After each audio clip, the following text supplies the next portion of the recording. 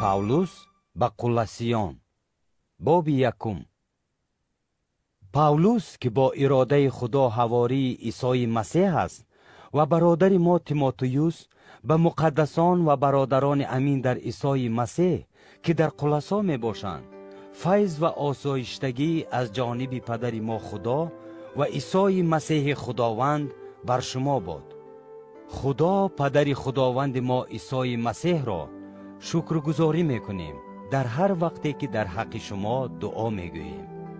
بعد از شنیدن آوازه آن ایمانی که شما به عیسی مسیح و آن محبتی که به همه مقدسان دارید،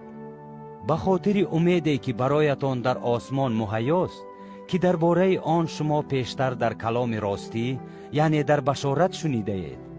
که آن به شما چنان که به تمام جهان نیز رسیده است و آن ثمر می بخشد و افزایش می یابد، چنان که در میان شما نیز از آن روزی که فیض خدا را در راستی شنیده اید و دانسته اید